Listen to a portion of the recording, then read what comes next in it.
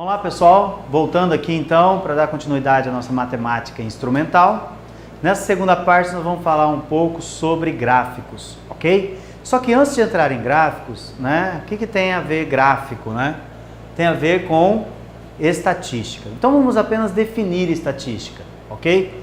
O que seria essa estatística? O conceito, segundo o professor aí, diz o seguinte: a estatística está interessada nos métodos científicos para coleta, organização, resumo, apresentação e análise de dados, bem como na obtenção de conclusões válidas e na tomada de decisões razoáveis baseada em tais análises. Então, pessoal, a estatística, ela é tudo isso. Ela vai coletar os dados, ela vai, organizar esses dados e apresentar, analisar e apresentar esses dados à população ou à empresa ou a quem requeriu essa estatística, essa pesquisa, vamos dizer assim, ok? Então, o que seria o estudo de hoje? O estudo de hoje nós não vamos trabalhar com esse levantamento de dados, esses cálculos e tudo mais aí, nesse sentido. Nós vamos trabalhar apenas com o quê? Com essa apresentação que essa pesquisa nos fornece.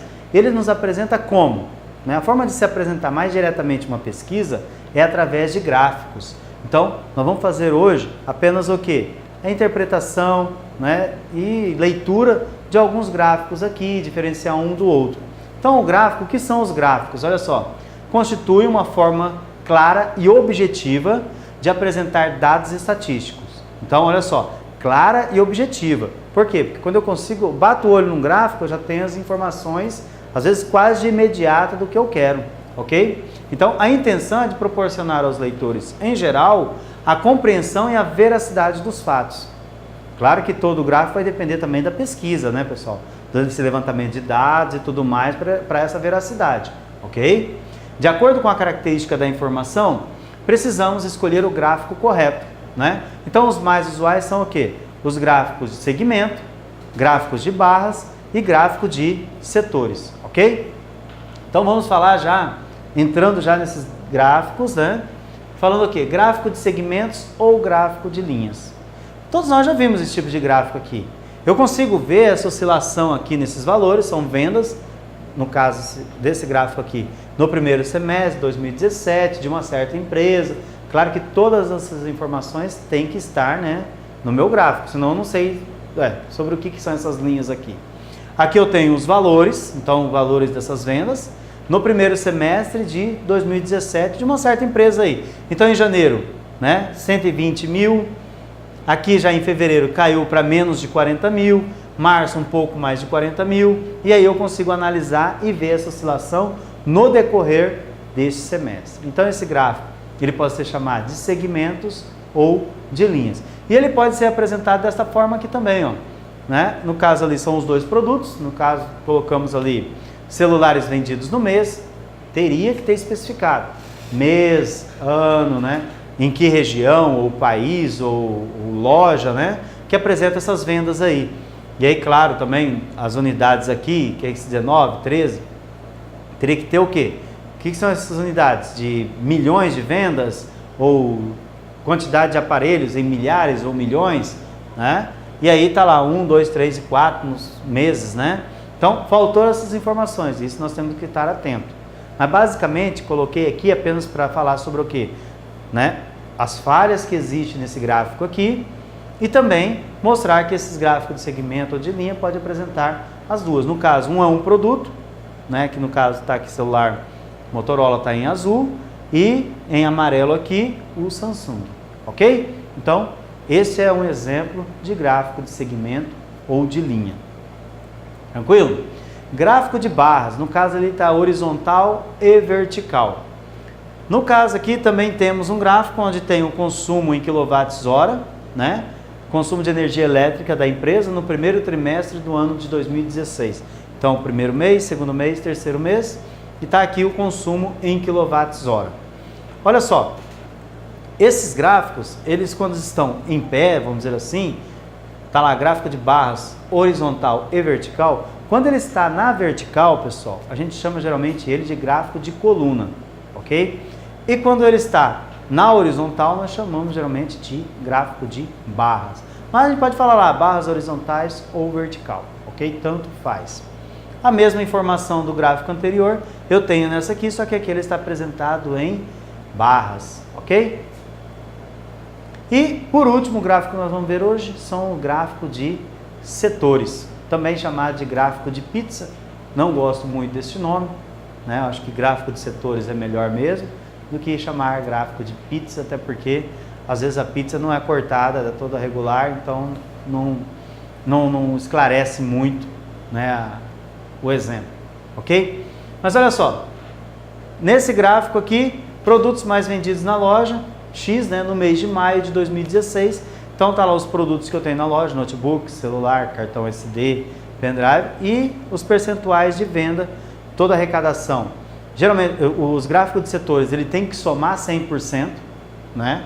Porque é o todo da venda, todas as vendas. Então ele tem lá, notebook, 28% das vendas que tiveram, né, da arrecadação que tiveram, da quantidade de objetos vendidos, 28% era o quê? Notebooks. 15%, no caso ali, o pendrive, né? 32% celular e o cartão SD, 25%, ok? Então, é um gráfico de setor. Se eu somar isso aqui, tem que resultar em 100%, porque está falando em percentual. E o todo, que é o 100%, né? O todo. Então, todos os setores ali, somado, tem que dar 100%. Diferentemente dos outros gráficos, que já não existe isso, né? Então, os gráficos de setores é mais voltado para quando eu tenho essa situação aí. Ok? Então, feito isso, a gente já vai passar para os exercícios de leitura e interpretação desses gráficos aí. O primeiro que nós temos exemplo é esse aqui, ó. O gráfico de linhas abaixo, é um gráfico de linha realmente, né? Mostra a produção de leite na fazenda do senhor Bezerra, né? No primeiro semestre do ano de 2006. Analise-o e responda. Então eu tenho aqui, ó, em janeiro 828 litros, aqui está a produção em litros e o período. Então, em janeiro ele produziu 828 litros de leite, em fevereiro 771, março 802, e eu consigo ver essa oscilação mês a mês nesse período aí do primeiro semestre, no caso aí de janeiro a junho, na produção de leite do senhor, da fazenda aí do senhor Bezerra, ok? E aí vai vir as questões agora, olha só. Então em cima do gráfico, pessoal, a gente vai fazer já, responder a pergunta aqui, né? De quanto por cento foi o aumento da produção de leite do mês de fevereiro para março? Então, do mês de fevereiro para março, houve um aumento da produção de 771 litros para 802, houve esse aumento. Mas olhar apenas esse aumento, quando você interpreta um gráfico, você está lá na empresa, fazendo e tudo mais, às vezes não basta. Eu quero saber o que? O percentual desse aumento. Então, como, né, na aula anterior nós vimos bastante sobre essa questão de porcentagem, vai ficar bem fácil para nós calcular o valor desse aumento aí. E é isso que a gente vai estar interpretando. Quando você olha um gráfico, essa interpretação é importante. Então, olha só, de quanto por cento foi esse aumento, né? Fevereiro, 771 litros, março, 802 litros. Em fevereiro, o que aconteceu? Você, fazenda lá do seu Bezerra lá, né, produziu 771 litros, quer dizer, 100%, toda a produção. No mês seguinte, ele não produziu só esse 100%, produziu mais, concorda? Ele foi para 802 litros. Então, quanto por cento a mais, né, ele conseguiu produzir? Bom, 771, 100, 802, X. Lembra lá da aula anterior? Montando a nossa regrinha de 3, 771 sobre 802, multiplica cruzado X vezes 771, 802 vezes o 100, o 771 passa dividindo, a divisão, logo X é igual a 104%. Novamente, o aumento foi de 104%? Não, né, pessoal? Como nós vimos, ele já produziu no mês anterior 100%. Agora ele produziu 104%. Então o aumento, né, dessa produção de leite foi de 4%. Então quando você pega um gráfico, às vezes é necessário fazer esse percentual para você poder o quê? Né, analisar e trabalhar em cima disso. Então se houve uma produção de 4% a mais, eu posso fazer um investimento de 2% a mais nesse setor ou em tal setor da empresa ou coisa assim, ok? Tranquilo? Outro gráfico aqui, já vamos trabalhar com esse gráfico de coluna, ele diz o seguinte: quantidade de pessoas que visitaram o Parque do Ibirapuera. Aí, de repente, faltou informação do ano, do mês, que semana que foi essa e tudo mais, mas está aqui, dia da semana, de segunda a sexta-feira, e a quantidade de visitantes. Então, eu já consigo ver aqui, na segunda-feira houve 446 visitantes, na terça 732, eu tenho essas informações já direta. E em cima desse gráfico posso ser questionado. Como assim? Bem mais simples, né, o questionamento aqui. Em qual dia da semana houve a maior quantidade de visitantes? Ó, perceba que isso aqui eu consigo ter essa informação direta do meu gráfico. Qual o dia que eu tive mais visitantes? Né? Terça-feira? Não, né? Sexta-feira lá, ó, a gente pode analisar que teve a maior quantidade de visitantes, né, na sexta-feira, com 804 visitantes, ok? Então, eu consigo ter essas informações diretas de um gráfico, que esse é o objetivo dele. Às vezes, temos que fazer os cálculos, claro, mas o objetivo de um gráfico é me dar essa informação de uma forma direta, ok? Aí, em cima do mesmo gráfico, quantas pessoas ao todo visitaram o Parque do Ibirapuera nos 5 dias? Bom, professor, e aí, como é que eu faço? Simples. Eu não tenho dia a dia de segunda, terça, quarta, quinta e sexta, a quantidade que tem ali por dia. O que eu tenho que fazer? Para isso temos que somar a quantidade de visitantes de cada dia, porque ele quer o quê? Quantas pessoas ao todo visitaram o parque nos 5 dias, no caso dos 5 dias que foram pesquisados aí. Somando tudo, 3.128. Então, 3.128 visitantes, né, no decorrer desses 5 dias aí no Parque do Ibirapuera. Tranquilo? Então, sempre vai ter que estar fazendo uma continha ou outra, uma situação ou outra em cima do gráfico para responder um questionamento. E essa é a função do gráfico. Eu consigo extrair dele várias informações, né, dependendo da minha necessidade ou da minha pesquisa, para que eu possa, né, interferir em alguma coisa ou aplicar em alguma coisa e assim por diante, ok? Então, nos 5 dias, o parque recebeu 3.128 visitantes. Tranquilo? Então, um exemplo aqui de um gráfico de, no caso de coluna, né, ou de barras verticais. Tranquilo? Vamos lá para o nosso exemplo 3. Ele diz o seguinte: o gráfico mostra a distribuição dos gastos mensais de uma família.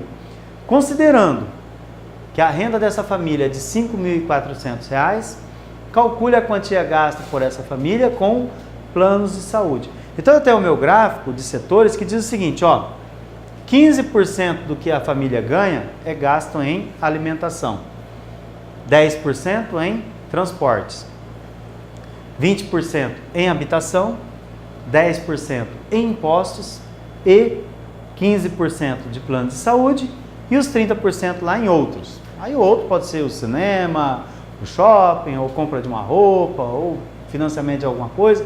Esses 30% são os outros, ok? Então olha só, ele pediu para mim para calcular o quanto essa família gasta em plano de saúde. Bom, essa família gasta 15% em plano de saúde, 15% do que? Da sua renda. E qual é a renda? 5.400. Então, bem simples. Ó, podemos observar que 15% da renda dessa família é gasto com plano de saúde. Bem simples, né? Como nós já vimos, nós aprendemos a fazer esse cálculo aí, 15% de 5.400. Né? O gasto dele é de 15%. Então é só calcular isso, pessoal. Olha só, 15% de 5.400, fazendo já direto. Agora nós já estamos craque.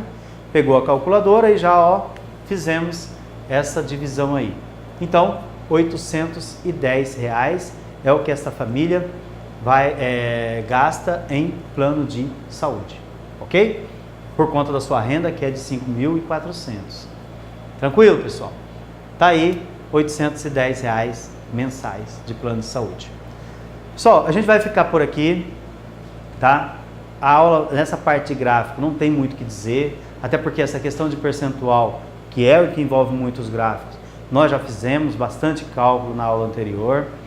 Essas interpretações vai depender, claro, cada gráfico, cada situação é uma situação, então você vai ter que dar essa pesquisada aí, mas basicamente essas aulas, se você entendeu tudo, vai facilitar bastante, né, em qualquer interpretação aí e análise, principalmente de porcentagem, na nossa regrinha de 3, que vocês deem essa atenção especial aí à regra de 3 e estudem. Como diz aqui a mensagem final aqui, né? Descobri que quanto mais eu estudo, mais sorte eu pareço ter nas provas. Quer dizer, mais sorte eu pareço ter, porque na verdade não é sorte.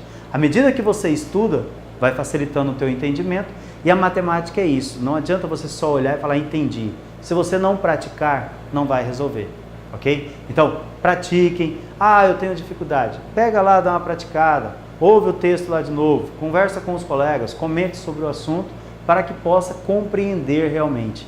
Você entendendo? Qualquer problema, às vezes, né, você vai ter uma facilidade para resolver, ok? Fica aí a dica. A todos um bom estudo, uma boa aula aí e até a próxima, pessoal. Valeu!